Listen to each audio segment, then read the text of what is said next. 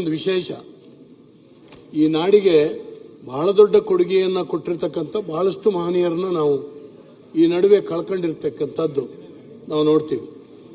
D Sudhakar ಅವರು ಪಕ್ಷ ಬೇರೆ ಆದರೂ ಕೂಡ ನನಗೆ ಅತ್ಯಂತ ಆಪ್ತರಾಗಿದ್ದರು. ಯಾಕಂದ್ರೆ ನನ್ನ ಕ್ಷೇತ್ರದಲ್ಲೇ ಬರುವಂತಹ ಹುಂಬಚ ಅವರ ಮಠ, ಅದು ಸದಾಕಾಲ ಹುಂಚ ಜೈನ ಮಠಕ್ಕೆ ಅವರು ಭೇಟಿ ಕೊಡ್ತಾ ಇದ್ರು, ನನಗೆ ಆವಾಗ ಸಿಗ್ತಾ ಇದ್ರು.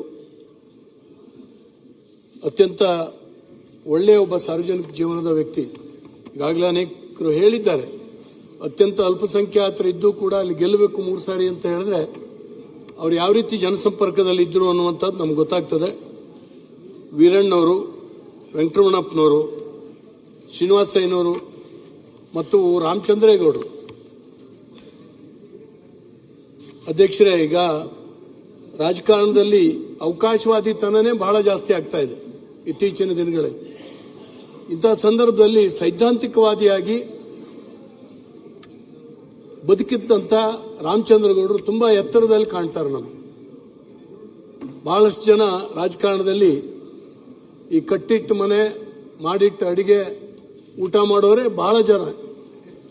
ಆದರೆ ತನ್ನ ಬದುಕನ್ನೇ ಕೊಟ್ಟುಕೊಂಡು ಜೀರೋದಿಂದ ಒಂದು ಪಕ್ಷವನ್ನ ಕಟ್ಟುವಂತಹ ಒಂದು ಸಂದರ್ಭ. ಯಡಿಯೂರಪ್ಪನವ್ರ ಜೊತೆಗೆ ಇಡೀ ರಾಜ್ಯದ ಮೂಲೆ ಮೂಲೆಗೆ ಓಡಾಡಿದ್ರು. ಮೂಲೆಗೆ ನಾನು ಬಹಳ ಚಿಕ್ಕ ವಯಸ್ಸಿನಿಂದ ಅವ್ರನ್ನ ನೋಡ್ತಾ ಇದ್ದೆ. ಅಶೋಕ್ ಅವರು ಹೇಳಿದಾಗೇನೆ ಬೆಂಗಳೂರಿನಲ್ಲಿ ಯಾವುದೇ ಒಂದು ಕಾರ್ಯಕ್ರಮ ಮಾಡಬೇಕು ಅಂದ್ರೆ ರಾಮಚಂದ್ರಗೌಡರನ್ನೇ ಕರಿಬೇಕಾಗಿತ್ತು ಅಂತ. ಅವಾಗ ಬೇರೆ ಲೀಡರ್ಸ್ ಇರಲಿಲ್ಲ, ಅನಿವಾರ್ಯ. ಹಾಗೆಯೇ ಇಡೀ ರಾಜ್ಯದಲ್ಲಿಯೂ ಕೂಡ ಅಷ್ಟೇನೆ.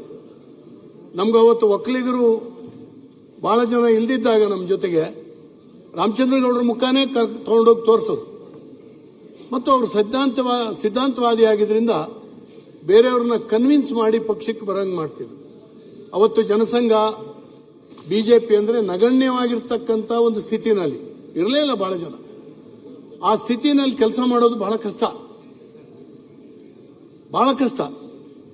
ನಾನು ಒಂದಿನ ಪಕ್ಷ ಕಟ್ತೀನಿ, ಈ ಪಕ್ಷ ಹಿಂಗಿರ್ಬೇಕು ಅನ್ನುವಂಥ ಕನಸನ್ನ ಹೊತ್ತು ಅವತ್ತು ಯಾರು ಕೆಲಸ ಮಾಡಿದ್ರು ಅಂತ ವಿರಳವಾದಂಥ ವ್ಯಕ್ತಿಗಳಲ್ಲಿ ಮಾನ್ಯ ರಾಮಚಂದ್ರಗೌಡರು ಒಬ್ರು. ನನಗಂತೂ ವಿಶೇಷವಾಗಿ ಮಾರ್ಗದರ್ಶನ ಮಾಡ್ತಾ ಇದ್ರು ಅವರು ಯಾವಾಗಲೂ ಕೂಡ. ಹಾಗಾಗಿ ಅವರ ನಿಧನ ಬಹಳ ದುಃಖವನ್ನು ನನಗೆ ಕೊಟ್ಟಿದೆ. ಪುಟ್ಟರಂಗನಾಥ್ ಅವರು, ಸೈಯದ್ ಯಾಸಿನ್ ಅವರು, ಹಾಗೇನೆ ಶ್ರೀನಿವಾಸ್ ಅವರು ಮತ್ತು ಶಿವಮೊಗ್ಗದ ಮಾಜಿ ಶಾಸಕರಾಗಿರ್ತಕ್ಕಂಥ ಎಚ್ ಎಂ ಸಿ ಅಂತಾನೆ ಕರೆಯೋದು. ಅಡಿಕೆ ವ್ಯಾಪಾರಿಗಳು ಕೂಡ ಆ ಮನೆತನ ಹೌದು. ಕೃಷಿಕರಾಗಿ ಶಾಸಕರಾಗಿದ್ರು. ನಾನು ಅವರು ಒಟ್ಟಿಗೆ ರೈಲಿನಲ್ಲಿ ಬರ್ತಿದ್ವಿ, ಒಟ್ಟಿಗೆ ಹೋಗ್ತಾ ಇದ್ವಿ. ಅವರು ಸೋತ ನಂತರ ರಾಜ್ಯದ ಮಾಜಿ ಶಾಸಕರ ವೇದಿಕೆಯ ಅಧ್ಯಕ್ಷರು ಕೂಡ ಆಗಿದ್ರು. ಬಹುಶಃ ನಾನು ನೋಡಿದ ಹಾಗೇನೆ ಮಾಜಿ ಶಾಸಕರ ವೇದಿಕೆಯ ಅಧ್ಯಕ್ಷರಾಗಿ ಅಷ್ಟು ಚಟುವಟಿಕೆಯಿಂದ ಇದ್ದು, ಅಷ್ಟು ಉತ್ಸಾಹದಿಂದ ಕೆಲಸ ಮಾಡಿದವರು ನಾನು ನೋಡಿರಲಿಲ್ಲ. HMC ಅಷ್ಟು ಚೆನ್ನಾಗಿ ಕೆಲಸ ಮಾಡಿದ್ರು. ಹಾಗೇನೆ ವೆಂಕಟಾಚಲಯ್ಯನವರು ಮತ್ತು ಎಸ್ ಕೃಷ್ಣಪ್ಪನವರು, ಹನುಮಂತಪ್ಪನವರು, ಎಸ್ ಜಾನಕಿಯವರು ಮತ್ತು ಆಶಾ ಭೋಸ್ಲೆ ಅವರಿಬ್ಬರು ಕೂಡ ಅವರ ಧ್ವನಿಯಿಂದ ನಮ್ಮ ಹೃದಯವನ್ನ ತಳಿಸಿರ್ತಕ್ಕಂಥವ್ರು. ಈಗಾಗಲೇ ಅನೇಕರು ಮಾತಾಡಿದ್ದಾರೆ ಅವ್ರ ಬಗ್ಗೆ. ಅವರ ಸಾವುಗಳು ನಮಗೆ ಬಹಳ ದೊಡ್ಡ ನಷ್ಟವನ್ನು ಉಂಟು ಮಾಡಿದೆ ಅನ್ನುವಂಥ ಮಾತನ್ನ ಈ ಸಂದರ್ಭದಲ್ಲಿ ಹೇಳ್ತಾ, ಶ್ರೀಮತಿ ಚೆನ್ನಮ್ಮನವರು ದೇವೇಗೌಡರ ಕುಟುಂಬ ಮಾತ್ರ ಅಲ್ಲ, ಬಹುಶಃ ಇಡೀ ರಾಜ್ಯದ ಲಕ್ಷಾಂತರ ಕುಟುಂಬದ ಮನವನ್ನು ಅವರು ಸಾವು ಕಲಕ್ತು ಅಂತ ನನಗೆ ಅನಿಸುತ್ತೆ. ನಮ್ಗೆ ಯಾರು ಹತ್ತಿರದಲ್ಲಿ ನಾವು ಇದ್ವಿ, ನಾವೆಲ್ಲ ಆಗಾಗ ದೇವೇಗೌಡರ ಮನೆಗೆ ಭೇಟಿ ಕೊಡ್ತಾ ಇದ್ವಿ. ನಮಗೆಲ್ಲ ಗೊತ್ತಿತ್ತು ಅವ್ರೇನು ಅಂತ. ಆದರೆ ಇಡೀ ರಾಜ್ಯದ ಜನ, ಬಹಳಷ್ಟು ಜನ ಕಣ್ಣೀರು ಹಾಕೋದು. ಯಾಕಂತ ಹೇಳಿದ್ರೆ ಮೀಡಿಯಾಗಳು ಬಹುಶಃ ಬಹಳಷ್ಟು ಜನ ದುಡಿದಂಥ ರಾಜಕಾರಣಿಗಳಿಗೆ ಕೊಡದೇ ಇರುವ ಪ್ರಚಾರವನ್ನ ಚೆನ್ನಮ್ಮನವರಿಗೆ ಕೊಟ್ಟರು. ಹೆಚ್ಚು ಕಮ್ಮಿ 1 ವಾರಗಳ ಕಾಲ ಪ್ರತಿನಿತ್ಯ ಮೀಡಿಯಾದಲ್ಲಿ ನಾವು ಅವರ ಸಾವನ್ನ ನೋಡ್ತಾ ಇದ್ವಿ. ಏನಾಗಿದೆ, ಬಹಳಷ್ಟು ಜನ ಮಹಿಳೆಯರು ಇದ್ರೆ ಹೀಗಿರ್ಬೇಕಪ್ಪ ಅಂತ ಹೇಳುವಂತ ಒಂದು ಮಾನಸಿಕತೆಯನ್ನ ಆ ಪ್ರಚಾರ ಪಡ್ಕಂತು ಅಂತ ಹೇಳಿ ನನಗನ್ಸುತ್ತೆ.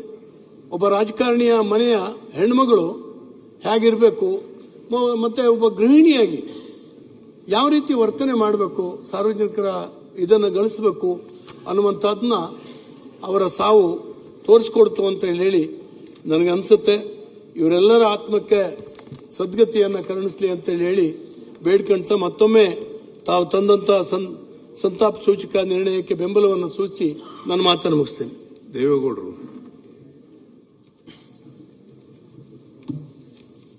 ಸನ್ಮಾನ್ಯ ಅಧ್ಯಕ್ಷರೇ, ತಾವು ವಿಧಾನಸಭೆಯಲ್ಲಿ ತಂದಿರ್ತಕ್ಕಂಥ